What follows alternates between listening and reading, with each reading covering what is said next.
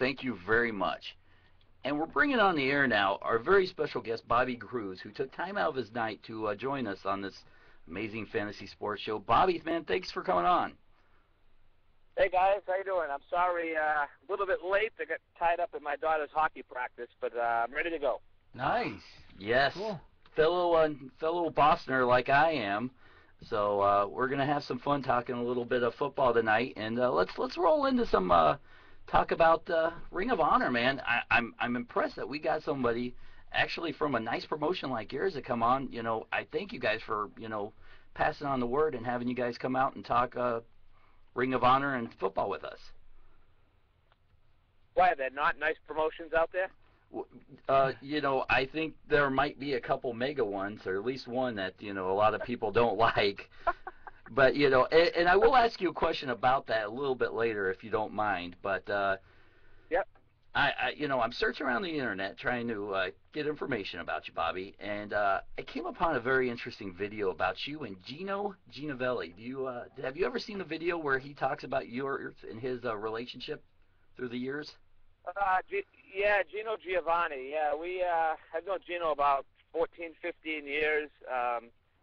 He was working the Independence in Rhode Island, and I was working in Mass, and we kind of met up, and I was intrigued by Gino for the first time I saw him because he was so charismatic and wore this flashy sequin outfit and stuff. Really, you don't see in wrestling, especially back in the early '90s on the Independence, and just had a ton of charisma and stuff. And I think he was working on kind of like a video autobiography type deal of his career, and he did do a segment on me and our working together and stuff, and he sent it to me sometime last year. I did see that. I gotta tell you, I definitely enjoyed it. I enjoyed watching the footage of you giving the big man a Bronco Buster. It was pretty funny. Yeah, that's stuff back then. I never want to see again. It was nice to see that little documentary piece, but man, but some of that stuff, man, it shouldn't have been doing that. That's where indie wrestling gets a bad reputation when a ring announcer starts doing stuff in the ring. And I also heard that you're a booker too. Do you still do that, or was that just something in the past? No, I had done it a couple of times in the past. It was for a company I actually started with in '94. Kind of in the late '90s, I was booking for them, and then I just kind of gave it up. And then a couple of years ago, that same company, they've been around like 25 years. Somebody contacted me from there and asked me to take over the booking again, as they had an opening, and I did it. And the main reason I did it then was just to kind of get back in touch with the New England independent scene and some old friends, and to work with some people again and so forth. And it was fun while it lasted. I think things went well, but it was just so many schedule conflicts. This particular company used to run shows once a month on a Friday night, and that's where really all the storylines and everything took place. But every time there was a show scheduled there, I was on the road with Ring of Honor.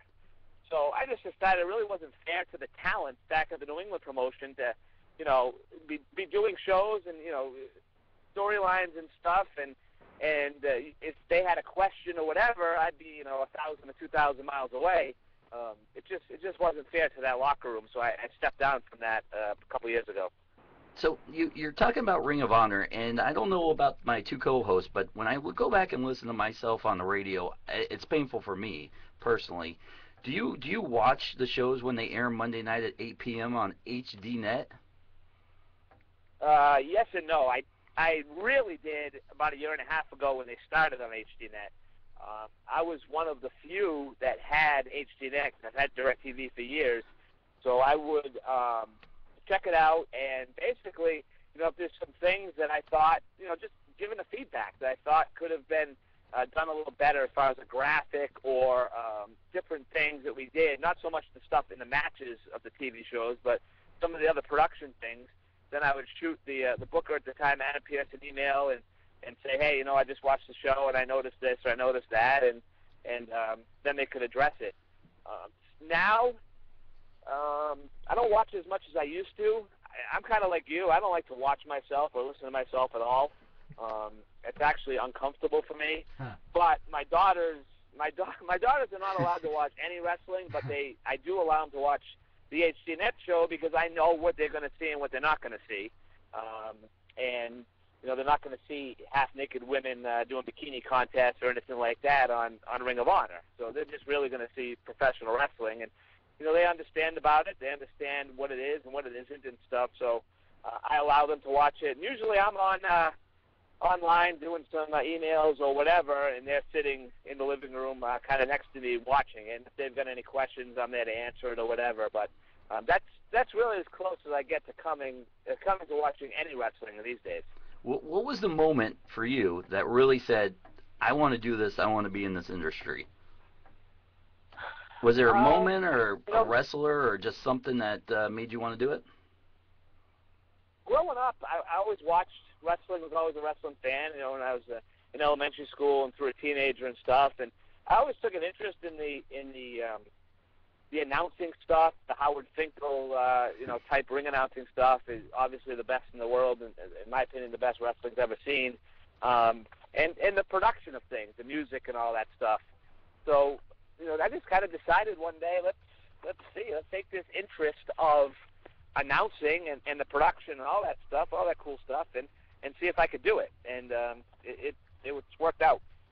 And I was interested to find out that you were actually in the movie The Wrestler as the ring announcer in the past. I was reading some of your past interviews from other shows, and I went back and watched it again, and I was like, holy cow, I'm going to have like a movie star on my show and a TV star. Yeah.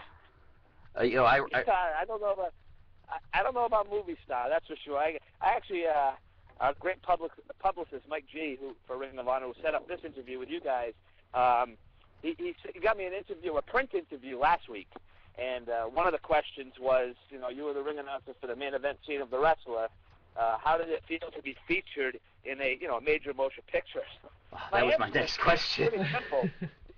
Wow. My answer was pretty simple. I certainly wouldn't say I was featured in it. I got a very small part. I had such a small part that they didn't get my name right in the credits. Oh, that's painful. I read but, somewhere. Yeah, oh, sorry. I read somewhere that they did 15 cuts of you doing the intro. Yeah, over the 2 nights. It was weird because over both nights of shooting the movie, there was also live Ring of Honor events. So they basically would come out and have a Ring of Honor match and then shoot something for the movie. And then this would go on back and forth for Friday, 2 nights in a row. Movie part. They would come and shoot different parts of the movie. But basically every time I had to introduce the match, every time this happened, they said they wanted to shoot it from different angles and this and that. So, yeah, I was definitely a pro at introducing Randy the Ram versus the Ayatollah by the time that was all done. It was pretty daunting towards the end, huh? Yeah, it kind of was. And then, I soured on it because, not only did they screw up the name and the credit, but I think they kind of circumvented what they were actually supposed to pay me to be in the movie and do the announcing and stuff. And I think it was just a bunch of, whatever. This guy's just a wrestling ring announcer.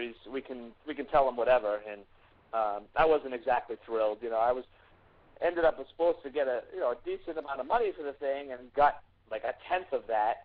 And when I questioned it, they said, well, if you were on screen and talking at the same time, then you would have been eligible for that other money. But we showed you in the background, and when we hear your voice, that's in the background. So you're never actually on camera and talking at the same time.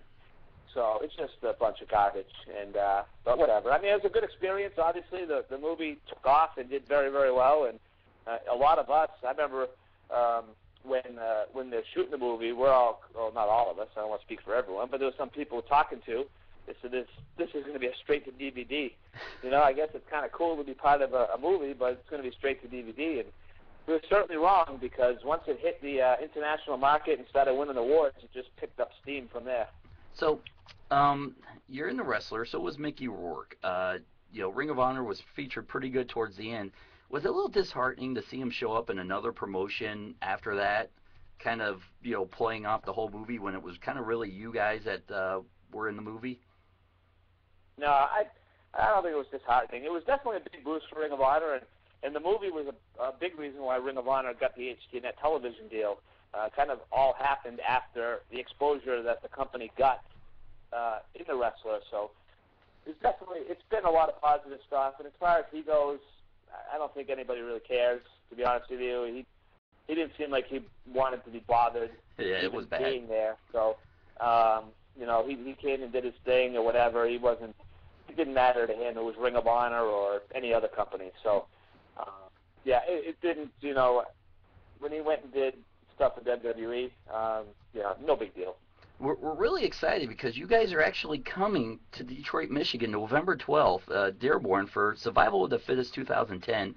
Me and my co-host Brian Yates, we're diehard wrestling fans. We do plan on coming out to the show. I can't wait to hopefully shake your hand eventually, and thank you for coming on to our show. But our other guy, Nate Tucker here, he's not really much of a wrestling fan. I think he was kind of growing up. What would you tell Nate, the difference from wrestling back then to wrestling now, and why you might want to get back into it? Well, first of all, it would definitely be good to meet you. I'll actually be at that Dearborn, Michigan event, which is rare because they don't let me on the road very much anymore. So I'm really excited then. It's going to be a rarity. I'm excited. We're going to buy tickets. It's a rarity. No, it'll be good. We'll definitely have to meet up and say hi officially. But as far as your buddy there, I can't speak on the more mainstream stuff, and we've certainly become more mainstream since we've been on HDNet, which is national television on a weekly basis. But I get asked all the time, okay, so if someone's a WWE fan or a TNA fan, but they've never heard of Ring of Honor or they've never seen Ring of Honor, what would you tell them? And I would say very simply that if someone is interested in and likes professional wrestling, then they're going to like Ring of Honor, because Ring of Honor is all about the professional wrestling and the athleticism inside the ring. Obviously, with the TV show, we've had to get into a little bit more character development, but it far is outweighed by the wrestling and what takes place, the action in the ring.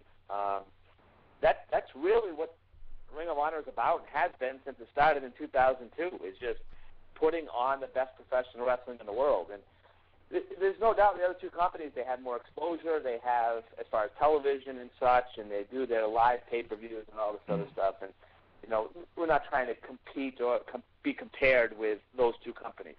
But I can go on the record, and I do it all the time in interviews. When someone asks me, I have no problem saying that Ring of Honor provides the best pro wrestling in the world. There's no doubt in my mind.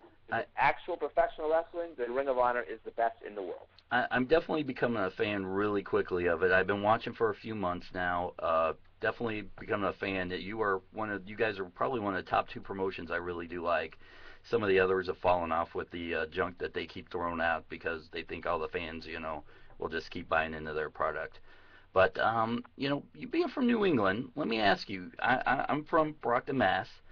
Being a Red Sox, Patriots, Bruins, Celtics fan, stamped into our blood.